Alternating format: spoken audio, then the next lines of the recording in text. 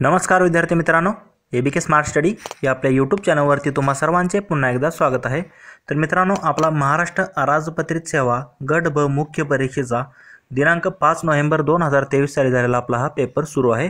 तर या पेपरचे या अगोदर आपण दोन भाग पाहिले, ज्यामध्ये आपण मराठी ग्रामरशी संबंधित महत्त्वाचे असे 50 प्रश्न कव्हर केलेले आहेत, ते देखील तुम्ही पाहून घ्या। तर त्याचप्रमाणे आज आपण इथे महत्त्वाचे असे इंग्रजी व्याकरणशी संबंधित महत्त्वाचे असे 25 प्रश्न स्पष्टीकरणासहित पाहणार आहोत। तर पहिले 25 प्रश्न आपण या आपल्या भाग 1 मध्ये पाहणार आहोत आणि पुढचे 25 प्रश्न आपण पुढील भागामध्ये पाहणार आहोत। तर हे प्रश्न तुमच्या येणाऱ्या परीक्षेसाठी अत्यंत उपयुक्त ठरणार आहेत। आताची जी तुमची मुख्य परीक्षा होणार आहे कंबाईनची, त्यासाठी हे इंग्रजीचे 25 प्रश्न आणि पुढच्या भागातले 25 प्रश्न अत्यंत उपयुक्त ठरणार आहेत। त्यामुळे तुम्ही हा व्हिडिओ पूर्ण पहा व तुमच्या मित्रांना देखील शेअर करा। तर वेळ न घालवता आपण आपल्या डायरेक्ट प्रश्नांकडे वळूयात। पाहूया त्याच्या आपल्या इंग्रजी व्याकरणच्या भाग 1 मधील आपला हा प्रश्न पहिला। तर प्रश्न क्रमांक 51 तुम्ही इथे पाहू शकता। तर पहिला जो आहे तर तो फ्रेजवरती आधारित प्रश्न आहे। तर find out the meaning of the phrase underlined in the following sentence. तर आता आपल्याला ह्या फ्रेजचा मीनिंग आपल्याला ओळखायचा आहे। तर इथे वाक्य दिलेलं आहे आपल्याला, will you call on him today and tell him that he is to reach the office by 7 AM tomorrow. तर आता इथे कॉल ऑन, आता फ्रेज किंवा आपण इडियम्समध्ये जसे तसे मीनिंग त्याचे घेत नसतो, तर त्याचा वेगळा अर्थ असतो इथे। आता इथे कॉल ऑन म्हणजे इथे जर तुम्ही जर पर्याय पाहिले तर 2 आणि 3 मध्ये तुम्हाला थोडं कन्फ्युजन होऊ शकतं, टू रिमेंबर किंवा to pay a visit to. तर इथे कॉल ऑनचा अर्थ त्यांनी जसा तशा न घेता काय घेतलेला आहे, to pay a visit to, जे की ऑप्शन 3 मध्ये तुम्हाला दिसत आहे। म्हणजे will you call on him म्हणजे to pay a visit to, म्हणजे तू त्याला व्हिजिट देऊ शकतो का उद्या किंवा आज, आणि त्याला असे सांग की त्याला ऑफिसमध्ये उद्या सकाळी 7 वाजता त्याला पोहोचायला सांग, असं तू त्याची भेट घेऊन त्याला सांग, असं ह्याचा वाक्याचा अर्थ होतो। म्हणजे कॉल ऑनचा अर्थ इथे काय घेतलेला आहे, to pay a visit to, म्हणजे ऑप्शन 3 मध्ये दिलेलं आहे तेच आपलं या प्रश्नाचं योग्य आन्सर असणार आहे। पुढील प्रश्न पाहूयात, प्रश्न क्रमांक 52। तर कशावरती आहे प्रश्न हा, find out the correct meaning of the underlined idiom in the given sentence. तर लक्षात घ्या, इडियम आणि फ्रेज हे महत्त्वाचे टॉपिक आहेत, ते तुम्हाला जसे तसे त्याचे मीनिंग पार्ट असणे तुम्हाला, आणि त्याचं इडियममध्ये काय जशा तसे शब्द तुम्हाला इथे विचारले जातात, तर ते तुम्हाला तोंड पाठ असणे गरजेचं आहे। हे तुम्ही जास्त वेळेस वाचन जर केलं तर तुमच्या लक्षात राहू शकतात।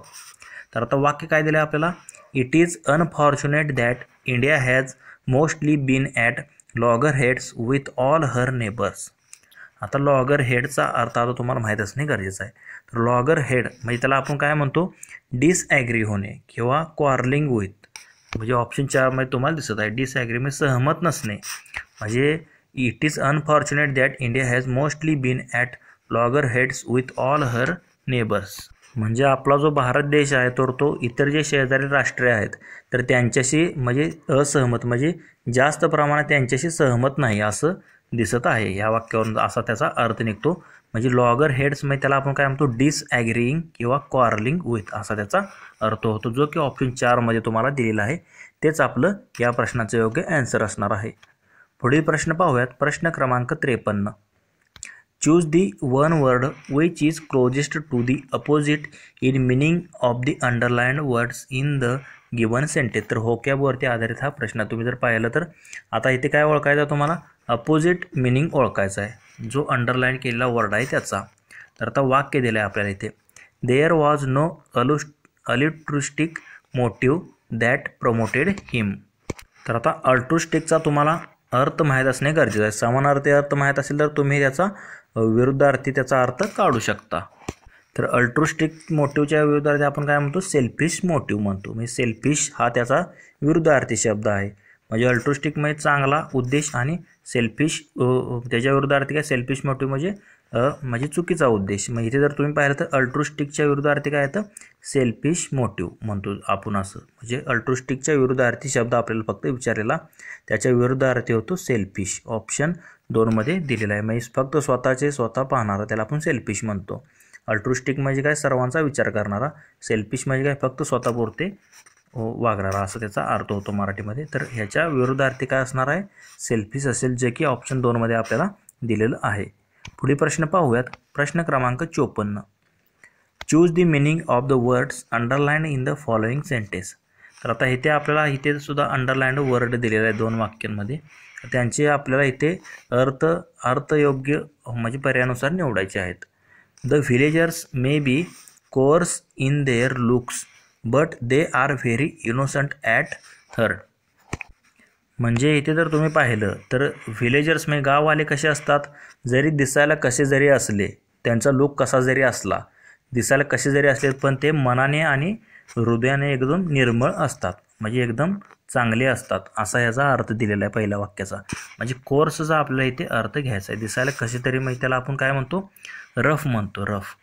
आणि इथे जर पाहिलं बीमध्ये काय दिले, the river appears to be changing its course. Course म्हणजे काय, तिचे पात्र किंवा इकडून तिकडे नदी जी आहे काय तिची दिशा चेंज करते म्हणतो आपण, कोर्स म्हणतो त्याला. The rivers appears to be changing its course. Course म्हणजे काय, डायरेक्शन. म्हणजे त्याला ऑप्शन बी मध्ये दिलेला आहे. म्हणजे ए साठी रफ येईल आणि बी साठी डायरेक्शन, जे की आपल्याला पर्याय क्रमांक 4 मध्ये दिलेला आहे. तर जशाच म्हणजे इथे आपल्याला काय निवडायचं होतं, योग्य त्याचा मिनिंग निवडायचा होता. कोर्स इथे पहिल्यांदा त्यांनी रफ म्हणून घेतलेला आहे आणि इथला कोर्सचा मिनिंग म्हणजे आता वाक्यानुसार त्याचा अर्थ बदलत राहतो. तर इथे कोर्स जो आहे तर तो डायरेक्शन म्हणून घेतलेला आहे. हे देखील तुम्हाला माहीत असणं गरजेचं आहे. म्हणजे ऑप्शन 4 या प्रश्नाचं योग्य आन्सर असेल. पुढील प्रश्न पाहूयात. प्रश्न क्रमांक 55. Find out the meaning of the words underline in the given sentence. तर आता इथे देखील आपल्याला तसाच प्रश्न विचारलेला आहे. अंडरलाइन केलेल्या जे काही शब्द आहेत त्यांचा आपल्याला इथे योग्य मिनिंग आपल्याला ओळखायचं आहे. तर पहिल्यांदा ए मध्ये काय दिलं आहे, urban employment is a major problem. Urban म्हणजे काय, शहरी एम्प्लॉयमेंट हे कसं आहे, एक खूप मेजर म्हणजे मोठा प्रॉब्लेम आहे. म्हणजे अर्बन इथे काय घेतला आहे, त्याचा अर्थ शहरी. मग त्याला आपण काय म्हणतो, इन सिटीज म्हणतो, त्याला आपण काय म्हणतो, इन सिटीज. तर आता इन सिटीज इथे तुम्ही पाहिलं तर ऑप्शन 1 मध्ये दिलेला आहे. अर्बन म्हणजे शहरी, शहरी एम्प्लॉयमेंट एक मोठा प्रॉब्लेम आहे. बी मध्ये काय दिलं आहे, he is the soul of urbanity and wit. तर आता इथे अर्बनिटी, तर आता इथे अर्बनचा वाक्य तिने काय घेतलं आहे, सोफिस्टिकेशन असा त्याचा अर्थ घेतलेला आहे इथे अर्बनचा त्यांनी. म्हणजे त्याला आपण काय म्हणतो, सोफिस्टिकेशन म्हणजे काय तर सुसंस्कृत म्हणतो. म्हणजे he is the soul, soul म्हणजे काय, आत्मा किंवा स्पिरिट म्हणतो ज्याला आपण. He is the soul of urbanity and wit, म्हणजे तो सुसंस्कृतपणाचा आत्मा आहे असं आपण असं वाक्यात म्हटलेलं आहे. मग इथे 2 अर्थ घेतले आहेत त्याचे. इन सिटीज असा अर्थ घेतलेला आहे, सोफिस्टिकेशन म्हणजे सुसंस्कृत, जे की ऑप्शन 1 मध्ये दिलेलं आहे. तेच आपलं या प्रश्नाचं योग्य आन्सर असणार आहे. पुढील प्रश्न पाहूयात. प्रश्न क्रमांक 56. Choose the correctly punctuated sentence for the following. आता इथे आपल्याला हे वाक्य दिलेलं आहे, Akbar said to Tansen, will you take me to him. तर आता हे जे वाक्य दिले ते आपल्याला योग्य विरामचिन्हांचा इथे वापर करायचा आहे. लक्षात घ्या, मराठीमध्ये आणि इंग्लिशमध्ये दोन्हीकडे हे टॉपिक म्हणजे समान आहे, 1-1 मार्काला तुम्हाला विचारला जातो. तर आता योग्य विरामचिन्ह इथे जर तुम्ही 4 वाक्य पाहिले, तर आता ह्याने त्याला विचारलेलं आहे, अकबर सेड टू, विचारलेलं आहे मी सांगितलेलं आहे, Akbar said to Tansen, will you take me to him. तू मला त्याच्याकडे घेऊन जाऊ शकतो का. तर असं इथे जर तुम्ही पाहिलं तर इथे प्रश्नचिन्ह यायला पाहिजे. जे काही प्रश्नचिन्ह नाही ते वाक्य आधी कट करून घ्या. म्हणजे इथे प्रश्न विचारलेला आहे अकबर आणि तानसेनला. आणि आता इथे प्रश्नचिन्ह आता बी मध्ये आणि डी मध्ये. पण इथे जर तुम्ही पाहिलं अकबरचं ए कॅपिटल पाहिजे होतं, तानसेनचं टी कॅपिटल पाहिजे. म्हणजे हे देखील डी कट झालं. राहिलं फक्त ऑप्शन बी, जे की आपल्या या प्रश्नाचं योग्य आन्सर असणार आहे. अकबर सेड टू तानसेन, तर इथे कॉमा आहे आणि त्याचे तोंडचे शब्द आहेत म्हणून डबल अवतरण चिन्हात हे दाखवले आहेत. Will you take me to him आणि प्रश्न विचारला आहे म्हणून प्रश्नचिन्ह. म्हणजे बी मध्ये तुम्ही जर पाहिलं तर योग्य विरामचिन्हाचा इथे वापर केलेला दिसत आहे. तेच आपलं या प्रश्नाचे योग्य आन्सर असेल, ऑप्शन 2. पुढील प्रश्न पाहूयात. प्रश्न क्रमांक 57. Which of the following is are the correct negative sentence for. आता हे जे वाक्य दिले त्याचं करेक्ट निगेटिव्ह सेंटेन्स कोणता हे आपल्याला ओळखायचं आहे. तर वाक्य काय दिले बघा, we admit that we went to see a film. तर याचा जर मराठीत जर अर्थ घेतला, we admit that we went to see a film, तर काय होतो, आम्ही कबूल करतो की आम्ही चित्रपट पाहायला गेलो होतो. तर असा होतो.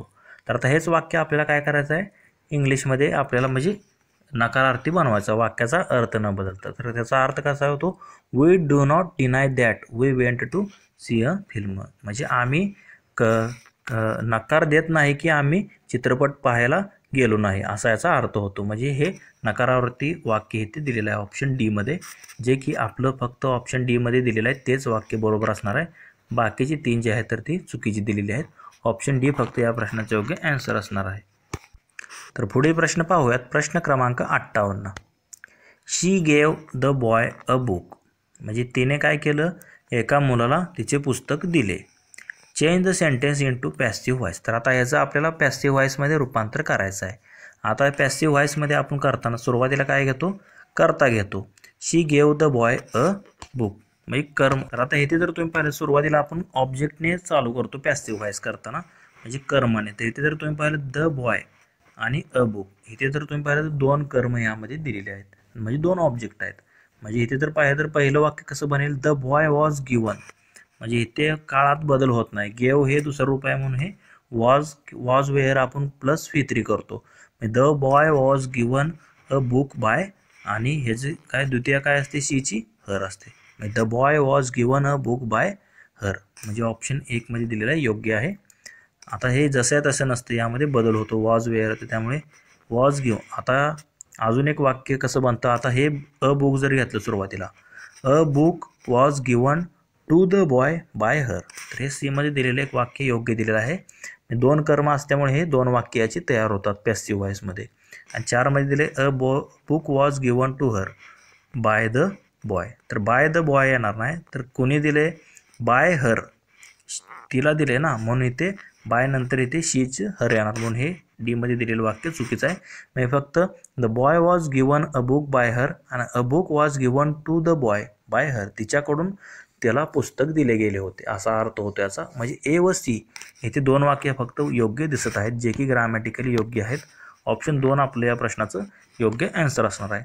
तर चेंज द व्हॉइस, टेन्स किंवा डायरेक्ट इनडायरेक्ट स्पीच यावरती एक प्रत्येकी प्रश्न विचारला जातोच. तर ह्यावेळेस तर चेंज द व्हॉइसवरती आलता, त्याच्यावरती सुद्धा तुम्हाला विचारले जाऊ शकतात आगामी येणाऱ्या परीक्षेमध्ये. तर ते देखील तुम्ही व्यवस्थित करून जा, डायरेक्ट इनडायरेक्ट स्पीच. तर प्रश्न क्रमांक 59 पाहूयात. Which of the following is the correct noun form of the word destroy. तर डिस्ट्रॉयचं पासून कोणतं नाव बनवू शकतं, तर ऑप्शन दिले डिस्ट्रक्टिव्ह, डिस्ट्रक्ट, डिस्ट्रक्टिंग आणि डिस्ट्रक्शन. तर डिस्ट्रक्शन हे जे आहे तर यातलं नाव बनवू शकतं कशापासून, तर डिस्ट्रॉय या शब्दापासून कोणतं नाव बनवू शकतं, डिस्ट्रक्शन. ऑप्शन 2 मध्ये दिलेलं आहे तेच आपलं या प्रश्नाचं योग्य आन्सर असणार आहे.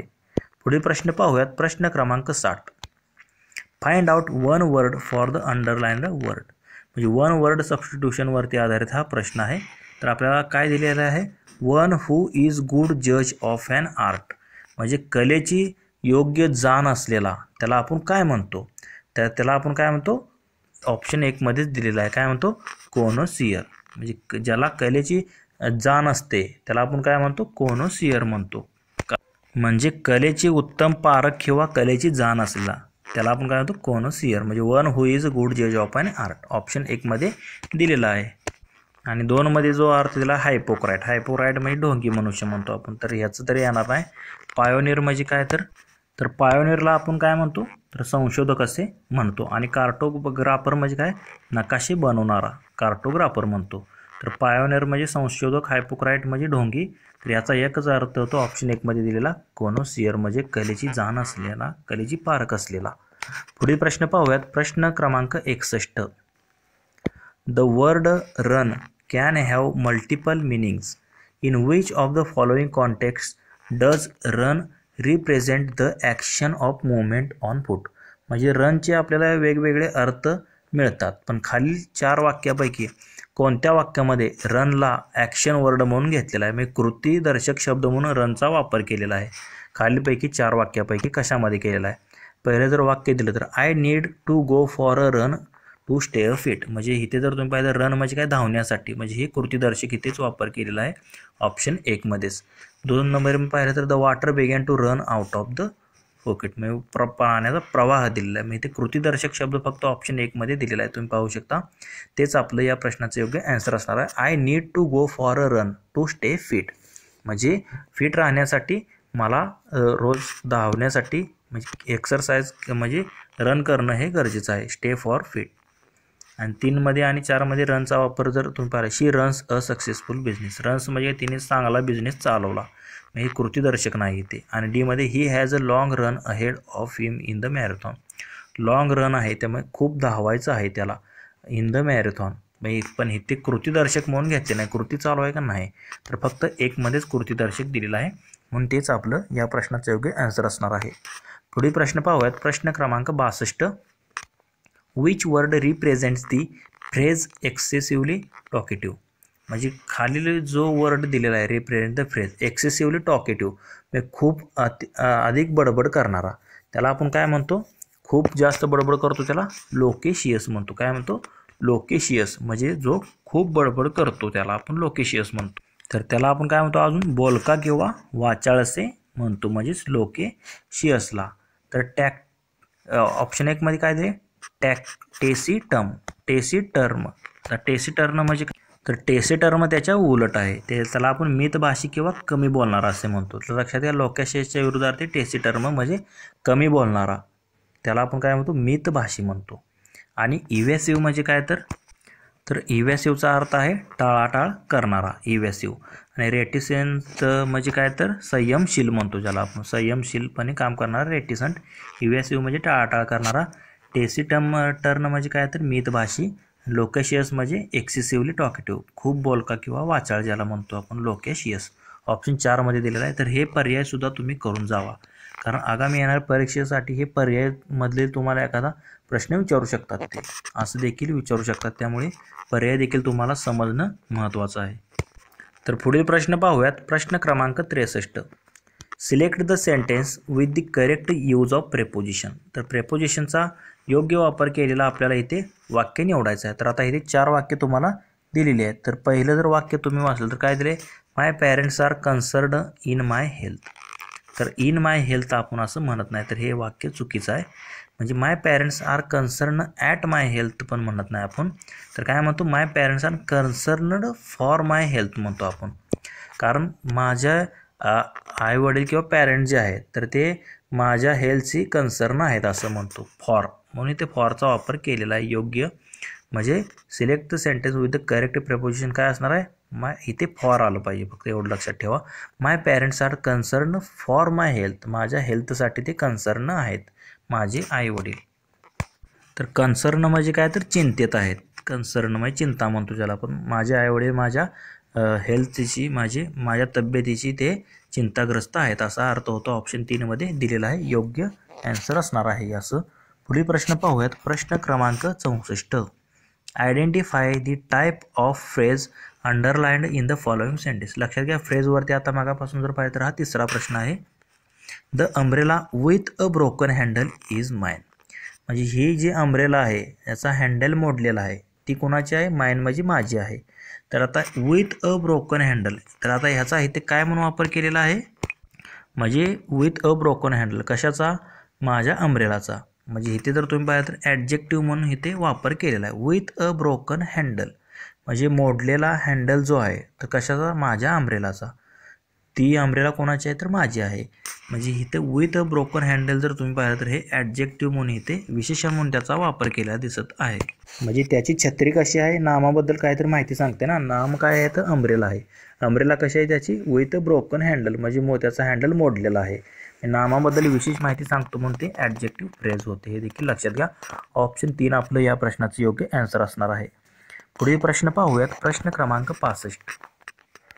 Identify the grammatically correct sentence. तर आता ग्रामॅटिकली योग्य आपल्याला वाक्य निवडायचं आहे. तर इथे ABCD अशी 4 वाक्य दिलेली आहेत. आता इथे पहिलं जर वाक्य पाहिलं, his parents loves him a lot. तर आता इथे छोटीही चूक झाली, लक्षात घ्या. हिज पॅरेंट्स, नुसतं हिज असतं तर इथे क्रियापदाला यस प्रत्यय लागत असतो, पण ही शी इट असेल तर. पण हिज पॅरेंट्स त्याचे आईवडील इथे दिले, त्यामध्ये लव्ज फक्त पाहिजे होतं, love. His parents love him a lot, love him a lot असं पाहिजे होतं. लव्ज इथे यस प्रत्यय चुकीचं आहे, म्हणून हे ग्रामॅटिकली करेक्ट नाही आहे. आता दुसरं जर वाक्य तुम्ही जर पाहिलं तर काय दिलेलं आहे इथे, his courage won him a honour. तर हे वाक्य ग्रामॅटिकली करेक्ट दिलेलं आहे, his courage won him a honour. म्हणजे हे ऑप्शन बी मध्ये दिलेलं योग्य आहे, ए मधलं चुकीचं आहे. आणि सी मध्ये काय दिले, we all got very wet, तर हे देखील ग्रॅमॅटिकली करेक्ट आहे. आणि डी मध्ये काय दिले, दे आर बीन, आता दे नंतर आर नसतं, दे हॅव किंवा हॅज किंवा हॅड असतं, तर हे आर इथे चुकीचं दिलेलं आहे, म्हणून हे डी सुद्धा ग्रॅमॅटिकली चुकीचं वाक्य आहे. फक्त बी व सी जर तुम्ही पाहिजे तर योग्य ग्रॅमॅटिकली त्यांचा वापर केलेला आहे, तेच आपलं या प्रश्नाचं योग्य आन्सर असणार आहे. पुढील प्रश्न, तर आता इथे प्रश्न क्रमांक 66 ते 70 आपण मराठीमध्ये जसे पाहिले होते उतारे, तर त्याचप्रमाणे इथे देखील आपल्याला इंग्लिशमध्ये उतारा आहे आणि त्यावरती 5 प्रश्न विचारले आहेत. तर लक्षात घ्या, आता इथे वाचून दाखवणं इथे म्हणजे थोडा जास्त वेळ जाईल, तर तुम्ही हा उतारा वाचून घ्या, मी त्याचे फक्त प्रश्न जे आहेत ते एक्सप्लेन करतो. तर थोडा मी हळूहळू हा उतारा वर ढकलतो, तुम्ही वाचून घ्या आता, किंवा व्हिडिओ थांबवून तुम्ही हा वाचून घेऊ शकता, कारण खूप मोठा आहे त्यामुळे थोडा वेळ जाईल, तर तुम्ही हा वाचून घ्या. आपण डायरेक्ट आता यासाठी तुम्हाला आता जास्त तुम्हाला वाचन करणे गरजेचं आहे. इंग्लिश उतारे आणि मराठी हे आकलन करणे तुम्हाला गरजेचं आहे, इंग्लिश आणि आपले मराठी उतारे, तर त्यासाठी तुम्हाला जास्त प्रॅक्टिस असणे गरजेचं आहे. तर आपण डायरेक्ट प्रश्नांकडे पाहूयात. तर आता तुम्ही उतारा वाचलेला आहे असे समजून मी आता डायरेक्ट प्रश्न पुढचे घेतो. तर प्रश्न क्रमांक 66 ते 70 हे उतार्यावरती आहेत. तर प्रश्न पहिला इथे काय दिलेला आहे, computer can make sold artefacts mower. तर हे जे वाक्य तुम्हाला उतार्यात जसे आहे तसे दिलेलं आहे, computer can make sold artefacts mower, ह्याचं काय असणार, ॲक्सेसेबल. तर आता कुठे दिले तुम्ही इथे पाहू शकता. तर इथे तुम्ही जर पाहिलं तर इथे दिलेलं आहे कॉम्प्युटर्स, इथे तुम्ही पाहू शकता care sold affect could be mower accessible. तर इथे तुम्हाला उतार्यातून याचं डायरेक्ट आन्सर मिळून जाईल, ॲक्सेसेबल. पुढील प्रश्न पाहूयात, प्रश्न क्रमांक 67, which is the solution to the issue of lack of funds for archaeology. म्हणजे कोणता इश्यू आहे, ज्या लॅक ऑफ फंड म्हणजे खूप प्रमाणात जो फंड आहे आर्किओलॉजीसाठी, तर त्यातला इश्यू कोणता आहे आणि त्याचं सोल्युशन काय आहे. What is the solution of the issue of lack of funds for archaeology. हे देखील तुम्हाला उत्तरामध्ये मिळून जाईल याचा आन्सर. म्हणजे इथे लॅक ऑफ म्हणजे काय, कमतरता किंवा अभाव म्हणतो, म्हणजे आर्किओलॉजीच्या फंडमध्ये अभाव आहे, तर इश्यू कोणता आहे त्यासाठी आणि त्याच्यासाठी सोल्युशन काय असेल. तर इथे जर तुम्ही उतारा वाचला असेल, जर तुम्हाला समजलं असेल, तर याचं योग्य आन्सर काय आहे, तर government authorities should sell exhibited artifacts in the open market. म्हणजे गव्हर्नमेंटनं काय केलेलं आहे, ऑथॉरिटीजने, तर ते आर्टिफॅक्ट जे आहे तर ते ओपन मार्केटमध्ये जे आहे तर ते विकलेले आहेत, म्हणून त्याचा जो फंड आहे तर तो फंड त्याचा आपल्याला कमी दिसत आहे, असा याचा अर्थ होतो. म्हणजे इथे ऑप्शन 1 मध्ये दिलेला आहे. तर हे जसे तसं वाक्य तुम्ही जर वाचलं तर तुम्हाला हे मिळून जाईल. तर हे ऑप्शन याचं 1 याचं योग्य आन्सर असणार. तर पुढील प्रश्न पाहूयात, which of the following statement are true in the context of the passage. तर आता हे संपूर्ण उत्तराचं जर आकलन झालं तरच हा प्रश्न तुम्हाला सुटू शकतो. तर आता हे 3 स्टेटमेंट दिलेले आहेत, तर त्यातल्या बरोबर स्टेटमेंट ज्या आहेत तर त्या कोणत्या तुम्हाला इथे ओळखायच्या होत्या. तर आता ह्यातल्या जर तुम्ही पाहिल्या तर इथे पहिली स्टेटमेंट काय आहे, illegal exhibition is a challenge in the profession of archaeology. तर हे वरील उत्तरामध्ये दिलेलं आहे, तर हे योग्य आहे वाक्य. Museums have shortage of space to store exhibited artifacts. म्हणजे म्युझियममध्ये काय स्पेसची कमतरता आहे, म्हणजे आर्टिफॅक्ट्स नवीन जे आहे तर ते स्टोअर करून ठेवण्यासाठी. तर हे देखील वाक्यामध्ये उत्तरामध्ये आलेलं आहे, तर हे देखील योग्य आहे. आणि illegal exhibition is a challenge in the profession of archaeology, हे देखील योग्य आहे. पण सी मध्ये जे दिले, the author argues that professional should exhibit for money. तर हे जे आहे तर ते उत्तरामध्ये दिलेलं नाही, तर हे चुकीचं दिलेलं आहे. तर हे जर वाक्य पाहिलं तुम्ही तर त्यांनी काय दिलेलं आहे, प्रोफेशनल शूड ॲक्वायर नॉलेज, फक्त नॉलेजसाठी ते ॲक्वायर करत आहेत, नॉट फॉर मनी. तर हे वाक्य तुम्हाला दिसत आहे, तर तुम्ही इथे पाहू शकता, आणि ते फक्त चुकीचं आहे. तर इथे जर तुम्ही पाहिलं तर इथे तुम्हाला दिसत आहे, इथं काय म्हणत आहे तर ते ॲक्वायर नॉलेज, म्हणजे you might object that professional exhibit to acquire knowledge not money दिले, इथे नॉट मनी, म्हणून ते वाक्य चुकीचं आहे, तुम्ही इथे पाहू शकता. म्हणून फक्त हे 2 जे वाक्य आहेत वरचे, तर हे उत्तरामध्ये तुम्हाला दिलेले आहेत, हे योग्य आहेत, 1 आणि ए आणि बी, फक्त ऑप्शन 2 याचं योग्य आन्सर असणार आहे. तर इथे नॉट फॉर मनी आहे, म्हणून हे वाक्य चुकीचं आहे. फक्त ए व बी जे आहेत तर ती योग्य आहेत. पुढील प्रश्न प्रश्न क्रमांक 69. What are the advantages of selling excavated artifacts instead of storing them. म्हणजे ते स्टोअर करून ठेवण्यापेक्षा ते जर विकले, एक्झायवेटेड आर्टिफॅक्ट जे आहेत ते जर विकले तर त्याचा फायदा काय आहे. तर आता इथे 3 आपल्याला ऑप्शन दिलेले आहेत ABC. तर त्याचा ॲडव्हान्टेजेस पहिलं काय आहे, photographs of sold artefacts can be taken. तर बरोबर आहे, जे आपण सोल्ड केलेले आहेत तर त्याची जे आहे तर ते photographs of sold artefacts can be taken, ते घेतले जाऊ शकतात. आणि बीमध्ये काय दिले, list of purchaser can be kept. आणि जे खरेदीदार आहेत त्यांची लिस्ट आपण ठेवू शकतो. तर हे 2 फायदे आहेत ते जर विकण्याचे. तर सीमध्ये काय दिले, selling the artefacts would make them more popular. तर मोर पॉप्युलर असं काही त्यांनी दिलेलं नाही. सेलिंग द आर्टिफॅक्ट जर तुम्ही सेल केले तर would make them more popular, तर असं काही दिलेलं नाही त्यांनी. फक्त A व B जे आहेत तर ती योग्य आहेत. तर मोर पॉप्युलरचा इथे कोठेही उल्लेख नाही, म्हणून फक्त A व B योग्य आहेत.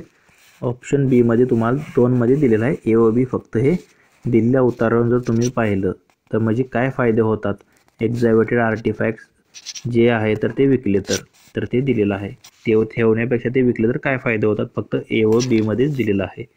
पुढील प्रश्न पाहूयात. प्रश्न क्रमांक 70. Which statement is are true in the context for the exhibition in Cyprus mentioned in the passage. तर आता पॅसेजमध्ये जे मेन्शन केलेलं आहे exhibition in Cyprus mentioned in the passage, तर त्यापैकी खालील 3 वाक्य दिली, त्यापैकी पॅसेजनुसार कोणती 3 वाक्य योग्य आहेत. तर इथे जर पहिलं जर वाक्य आपण वाचलं तर काय दिलेलं आहे, around 2000 small jugs were uncovered. तर असं अराउंड फक्त दिले नाही, तर त्यातले काही थोडे बेसमेंटमधले 2000 दिलेले आहेत त्यांनी.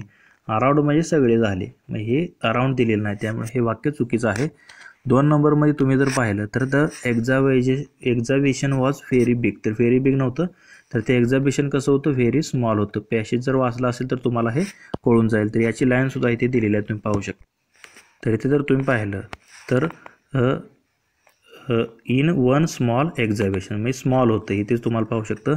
आणि recently uncovered 2000 virtually indistinguishable small jugs, म्हणजे जग्स इन अ सिंगल कॉर्टियार्ड, म्हणजे हे व्हर्च्युअली स्मॉल दिलं तर अराउंड टोटल दिले नव्हते, म्हणून हे वाक्य चुकीचं ठरतं.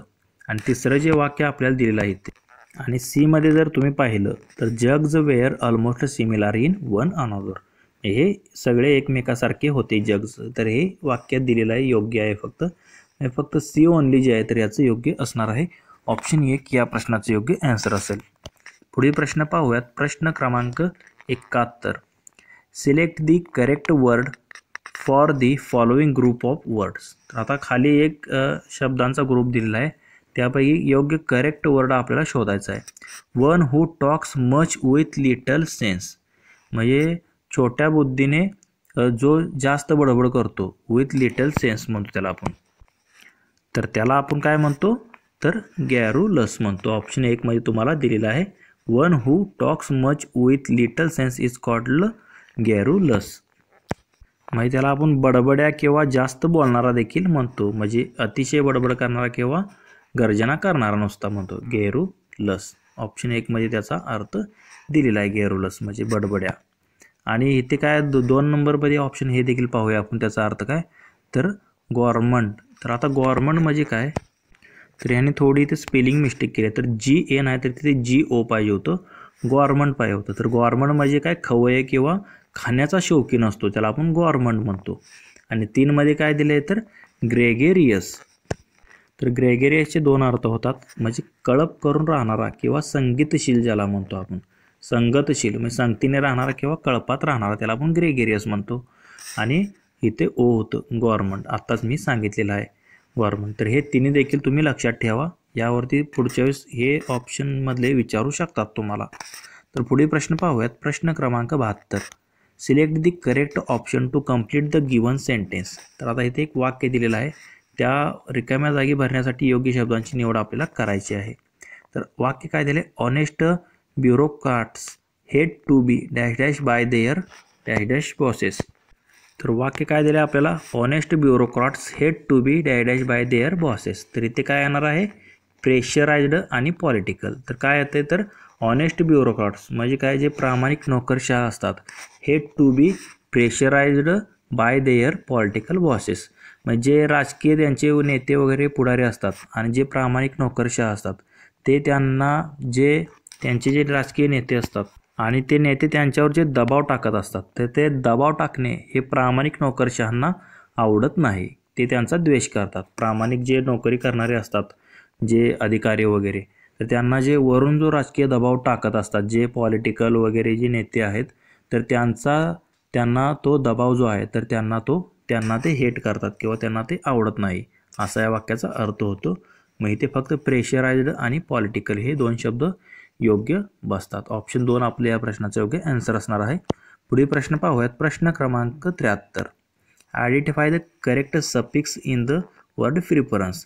तर प्रिफरन्सला आपण कोणता सफिक्स म्हणजे काय तर प्रत्यय जो लागतो पूर्व प्रत्यय असतो त्याला आपण प्रिफिक्स म्हणतो आणि नंतर प्रत्यय लागतो त्याला काय म्हणतो तर प्रत्यय म्हणतो साधा आपला. तर प्रिफरन्सेस म्हणजे ऑप्शन 3 मध्ये तुम्हाला दिलेला आहे ENCE हा जो इथे लागलेला आहे प्रिफरन्स तर हा प्रत्यय लागलेला आहे सफिक्स इथे जो की 3 मध्ये दिलेला आहे. तेच आपलं या प्रश्नाचं योग्य आन्सर असणार आहे. पुढील प्रश्न पाहूयात. प्रश्न क्रमांक 74. Fill in the blanks with the correct pair of articles. तसेच मित्रांनो तुम्हाला जर याची जर PDF हवी असेल तर आपले टेलिग्राम चॅनलसुद्धा आहे. त्याची लिंक डिस्क्रिप्शन बॉक्समध्ये तुम्हाला भेटून जाईल. तिथे तुम्ही आपले टेलिग्राम चॅनल जॉईन करा. तसेच याची PDF तसेच अजून काही परीक्षेसंबंधित तुम्हाला माहिती हवी असेल तर ते टेलिग्राम चॅनलवरती आपल्याला भेटून जाईल. तिथे तुम्ही जॉईन व्हा. तर इथे आपल्याला रिकाम्या जागा भरायची आहेत. योग्य जोडी इथे बसवायची आहे. Dash dash young and dash dash old both participate in the rally. तर आता यंग आणि ओल्ड इथे वेगवेगळं म्हणजे ग्रुपसाठी वापरले. द यंग म्हणतो आपण काय म्हणतो द यंग आणि इथे सुद्धा काय म्हणतो द ओल्ड. दोन्ही ठिकाणी दच येणार आहे म्हणजे त्या आर्टिकलचा वापर करायचा होता. द यंग आणि म्हणजे संपूर्ण यंग लोकांसाठी वापरलेला आहे म्हणजे तरुण पिढी. The young and the old म्हणजे जी म्हातारी पिढी आहे. तर हे दोघे जी आहेत तर both participate in the rally. तर त्या रॅलीमध्ये तरुण आणि वृद्ध दोघेही सहभाग झाले होते असा अर्थ होतो. म्हणजे द यंग आणि द ओल्ड येणार इथे. द आणि द इथे ऑप्शन कशामध्ये दिले आपल्याला तर ऑप्शन 2 मध्ये दिलेलं आहे. तेच आपल्या या प्रश्नाचं योग्य आन्सर असणार आहे. तर आर्टिकल एक महत्त्वाचा टॉपिक आहे त्यावरती एक फिक्स तुम्हाला प्रश्न असणार आहे त्यामुळे व्यवस्थित करून जा. तर आजच्या या आपल्या पार्ट 1 इंग्लिशचा जो आहे पहिल्या 25 प्रश्नाचा त्यातला हा शेवटचा प्रश्न आहे. प्रश्न क्रमांक 75. Match the words in column A with their opposite meaning in column B. A आणि बी यांचे आपल्याला अपोजिट मिनिंग आहेत तर त्यांच्या जोड्या लावायच्या त्या. तर आता ह्याच्यासाठी तुम्हाला जास्त जास्त तुमचा शब्दसंग्रह वाढवणे गरजेचं आहे. मराठीमध्ये तुम्ही लक्षात ठेवू शकता कारण आपली मातृभाषा आहे पण इंग्लिशमध्ये तुम्हाला जास्त सारखं पाठांतर करणे गरजेचं आहे. जेवढी जास्त होतील तेवढे शब्द तुम्ही जवळपास हे जे काय अगोदरच्या परीक्षेमध्ये आले ते सर्व मिनिंग सहित तुम्ही पाठ करून जावा. किंवा समान अर्थ जरी तुम्हाला माहीत असतं तर त्याच्यावरून तुम्ही विरुद्धार्थी अर्थ काढू शकता. तर आता इथे जर तुम्ही पाहिलं तर पहिल्यांदा काय दिले फिकल. तर फिकल त्याला काय म्हणतो अस्थिर किंवा स्थिर नसलेला त्याला फिकल म्हणतो आणि जो स्थिर असतो त्याला आपण काय म्हणतो कॉन्स्टंट म्हणतो. स्थिर आणि अस्थिर असं म्हणजे एक साठी 3 येणार आहे म्हणजे हे ऑप्शन तुमचं कट झालं. दुसऱ्यांदा काय दिले फ्रुगल. तर फ्रुगल म्हणजे काय त्याला आपण कंजूस म्हणतो. कंजूस म्हणजे कमी खर्च करणारा. तर त्याच्या विरुद्ध अर्थ काय होतं खर्चिक म्हणजे जास्त खर्च करणारा म्हणजे काय येतं एक्स्ट्रा फेगन. फ्रुगलच्या विरुद्ध अर्थ काय येतं एक्स्ट्रा फेगन. तर लॉयल म्हणजे काय त्याला आपण प्रामाणिक म्हणतो. लॉयल म्हणजे प्रामाणिक आणि त्याच्या विरुद्धार्थी काय असतं ट्रेचरस. आता ट्रेचरस म्हणजे काय जो प्रामाणिक नसलेला किंवा धोकेबाज किंवा दगाबाज त्याला आपण म्हणतो ट्रेचरसला. आणि रॉयल म्हणजे काय प्रामाणिक. हे 2 3 2 4 हे ऑप्शन 3 मध्ये तुम्हाला दिलेलं आहे. राहिलं काय जंटल म्हणजे आपण त्याला साधा म्हणतो. साध्याचं काय होतं विरुद्धार्थी फेरोशियस होतं. त्याला आपण क्रूर देखील म्हणतो. फेरोशियसला क्रूर किंवा भयावह. फेरोशियस म्हणजे भयावह किंवा क्रूर आणि जंटल म्हणजे साधा. म्हणजे फिकलच्या विरुद्धार्थी काय येतं कॉन्स्टंट अस्थिर स्थिर. फ्रुगल म्हणजे काय कमी खर्च करणारा. एक्स्ट्रावॅगंट म्हणजे अधिक खर्च करणारा. लॉयल म्हणजे प्रामाणिक. डिसलॉयल म्हणजे विश्वासघातकी म्हणतो ट्रेचरस. आणि जंटल आणि त्याच्या विरुद्धार्थी फेरोशियस. तर हे तुम्ही मराठीत देखील लक्षात ठेवा. तर असे 8 शब्द तुम्ही इथे लिहून घेतले तरी चालतील त्याच्या अर्थासहित कारण हे पाठच करा कारण असेच प्रश्न तुम्हाला विचारले जाणार आहेत. तर हा जर व्हिडिओ तुम्हाला आवडला असेल तर लाईक करा व तुमच्या मित्रांना देखील शेअर करा व असेच जर नवीन व्हिडिओ तुम्हाला हवे असतील तर आपले YouTube channel ABK smart study subscribe करा व समोरील बेल आयकॉन प्रेस करा। धन्यवाद मित्रांनो। जय हिंद, जय महाराष्ट्र। पुढील भागामध्ये आपण याची राहिलेले महत्त्वाचे 25 प्रश्न कव्हर करूयात। धन्यवाद।